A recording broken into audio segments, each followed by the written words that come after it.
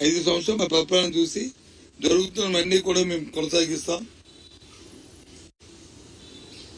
వాటిని ఇంకా బాగా ఇంప్రూవ్ చేస్తాం. చూసి మాకు ఓటు ఇవ్వండి. మీ ఇంట్లో మంచి జరిగితేనే మాకు ఓటు ఇవ్వండి. ఫినిష్. ఇటువంటిది ఎవరైనా అడిగారు చెప్పండి? ఇంక అడుగుతారు. ఎప్పుడు తెలుగుదేశం నుంచి వచ్చే ఎన్నికల్లో ఈ ట్రెండ్ వస్తుంది. ఈయన ట్రెండ్ సెట్ చేస్తారు. ఈయన జగన్మోహన్ రెడ్డి అనే వ్యక్తి ఒక యూనిక్ గా ఒక సిస్టమ్ డెవలప్ చేశాడు. రాష్ట్ర రాజకీయాలకి, దేశ రాజకీయాలకే. ఎవరైనా సరే ఒకసారి ముఖ్యమంత్రి చేస్తే, లేదు ఇంతకుముందు ముఖ్యమంత్రి చేసిన వాళ్ళు అయితే, నేను చేసిన పరిపాలన చూసి, నేను ఉన్న పరిపాలన చూసి, లేదు ఆ పరిపాలన తప్పు జరిగిందని నేను నా మనసు మార్చుకున్నాను. నేను చూసే చంద్రబాబు సార్ చెప్పాడు, చెప్పి మళ్ళీ చీట్ చేశాడు. ఒకసారి రైట్ లైన్లోకి వచ్చాడు. ఏమని, నేను నా తప్పులు నేను తెలుసుకున్నాను, నేను సర్దిద్దుకుంటాను, నాకు ఒక అవసరం ఉంటే ప్రజలు నమ్మారు. నమ్మి తిరిగి మళ్ళీ అగైన్ బ్యాక్ టు హోమ్. మళ్ళీ చీటింగ్ అయిపోయింది. రుణమాఫీ, ఈ మాఫీ, ఆ మాఫీ అన్ని మాటలు ఇచ్చి మోసం చేశాడు. దాంతో కెళ్ళిపెట్టిపోయింది. లేకపోతే ఆ మాటని ఇప్పటికి నెక్స్ట్ గెలిచాడు కదా. నేను మారిపోయానంటే ప్రజలు అన్నిసారు కదా. కానీ మళ్ళీ చీట్ చేశాడు. చీట్ చేయగానే మళ్ళీ పోయింది. ఇప్పుడు జగన్మోహన్ రెడ్డి అదే మాట చెప్పాడు. కాబట్టి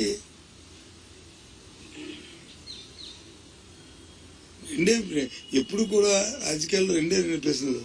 ఒకటి, ఈ వ్యక్తిని ఎందుకు ఎన్నుకోవాలి, ఈ వ్యక్తిని ఎందుకు ఎన్నుకోకూడదు, ఈ పార్టీని ఎందుకు ఎన్నుకోవాలి, ఈ పార్టీని ఎందుకు ఎన్నుకోకూడదు. ఈ రెండే. ఇవాళ జగన్మోహన్ రెడ్డి గారిని వ్యక్తిగతంగా, జగన్మోహన్ రెడ్డి గారి పరిపాలన, రాష్ట్ర ప్రభుత్వ 5 సంవత్సరాల పరిపాలనని చూసి ఎన్నుకోమంటున్నాం మేము.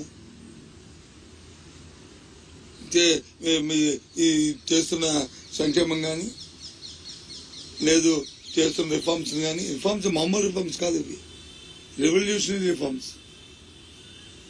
విద్యలోను వైద్యులను అయితే దేశంలో ఎక్కడ చేయట్లేదు ఈ రిఫార్మ్స్. గొల్పే అందరూ ఇది సంక్షేమం అని వెల్ఫేర్ కింద వెల్ఫేర్ ఉండడం ఏమైంది? పర్సనల్ గా మన పేయింగ్ కెపాసిటీ పెరిగింది. మన దాని నుంచి వచ్చి వారి తాలూకా తలస ఆదాయం పెరిగింది. తద్వారా జీడిపి పెరిగింది. ఇవన్నీ వచ్చాయి.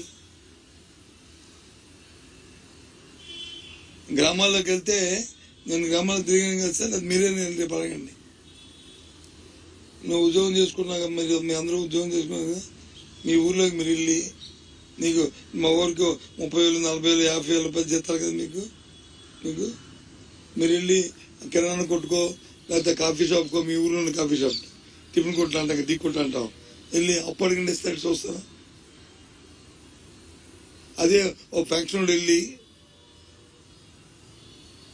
పెన్షన్ తీసుకుని 3,000 రూపాయలు ఆడు ఇల్లు అడగమని ఇస్తాడు. వెంటనే కూర్చోబెట్టి పిలిచి ఇచ్చి ఆడి ఖాతాలు రాస్తాడు. ఎందుకు ఓడదానికి టెన్షన్ వస్తుంది కాబట్టి. అది వాళ్ళ ఊర్లో ఉన్న గౌరవం. వృద్ధుడికి కానీ, వికలాంగుడికి కానీ, మహిళకి కానీ, వితంతుకు కానీ, అందరికీను ఇందుకు టైం బౌండ్ గా అలాగే వస్తుందనే నమ్మకంతో వాళ్ళ దాంతో వాళ్ళ విలువ ఎంత పెరిగింది గ్రామాల్లో, ఆ కుటుంబంలో కానీ. మరి నువ్వు 50,000 అప్పుడు 10 రూపాయలు టిఫిన్ కొట్టుకి ఎప్పుడు మానేస్తావు అయినా అడిగి బిలీవ్ చేయడు. ఈ జీతం వస్తాడు ఎవడో, తాలూకా ఆ ఛానల్ ఎండి ఇస్తాడు ఎవడో జీతాలు, అలా హెచ్ఓడి ఇస్తాడు ఎవడో, ఎప్పుడు ఇస్తాడు, ఎప్పుడు చేస్తాడు, ఎప్పుడు వస్తుందో. కానీ ఇది మాత్రం 1వ తారీఖు వచ్చేస్తుంది. నాకు 1వ తారీఖు మధ్యాహ్నం 12 గంటలకల్లా ఆ డబ్బులు వచ్చేస్తుంది నమ్మకం. అది గ్రేట్ సిస్టమ్, అది గ్రేట్. ఇంతేకాకుండా ఇవాళ ఇండియాలో, దేశంలో ఏదైనా ఒక విషయాన్ని క్షేత్రస్థాయికి తీసుకెళ్ళిన ఆంధ్రప్రదేశ్లో వెళ్తున్నంత డెలివరీ సిస్టమ్ ఇండియాలో ఎక్కడ లేదు. మన సచివాలయం వాలంటరీ వ్యవస్థ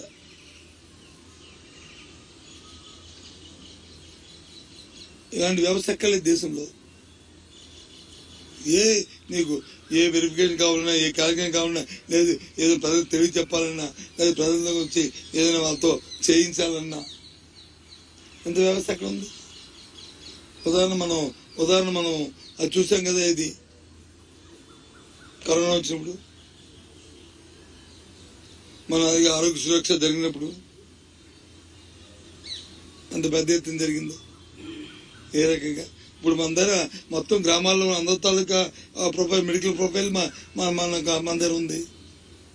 ఎవరికి ఏ జబ్బు ఉందో, జ్వరం ఉందో, బీపీ ఉందో, షుగర్ ఉందా అని ఎప్పుడైనా అలాంటి డేటాను కలెక్ట్ చేయగలుగుతామా? ఆ డేటాను బట్టి మందులు ఇచ్చారా? ఇవాళ అందరూ రాసిస్తున్నాం. ఇది యూనిక్, ఇది కొత్త సిస్టమ్, కొత్త ధనం. ఇది ప్రజలు కోరుకుంటారు. ప్రజలకు ఏం కావాలి? ప్రజలు ఎప్పుడు ఏం కోరుకుంటారంటే, నాకు అదే నా పరిస్థితులు బాగలేవు, నాకు ప్రభుత్వం నాకు తోడ్పాటు ఉండాలా అని కోరుకున్నప్పుడు ప్రభుత్వం వచ్చి అడిగే చూడాలి. అది ప్రభుత్వం బాధ్యత. సమాజంలో ఎవరైతే అట్టడుగు వర్గాలు ఉన్నాయో, ఎవరైతే ప్రభుత్వం ఆధారపడి బతుకుతున్న వారు ఎవరైతే ఉన్నారో వాళ్ళ కోసం ప్రభుత్వాలు ఆలోచన చేయాలి. అది వాళ్ళు జగన్మోహన్ రెడ్డి గారు ఈ 5 సంవత్సరాలు చేసింది. అందుకు జగన్మోహన్ రెడ్డి అలాంటప్పుడు ఎందుకు అతను చదువుకుంటారు చెప్పండి? అది మా తాలూకా కాన్ఫిడెన్స్.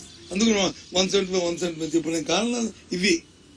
తెలుగుదేశం పార్టీ చెప్పానండి ఏదైనా వాళ్ళ కాన్ఫిడెన్స్ కారణాలు ఎంతసేపు వేస్తారు. మాకు జగన్మోహన్ కోపం, మా TV5 చూసేస్తారు, మా ABN చూసేస్తారు, ఈటీవీని చూసేస్తారు, లేకపోతే వాళ్ళు మాట్లాడుతున్న సాయంత్రం 7 గంటలకి అవుతున్న పనికి మన డిబేట్లు చూసేస్తారు అనుకుంటారు. సరే బ్రహ్మ, సరే పోనీయండి అనుకునేయండి.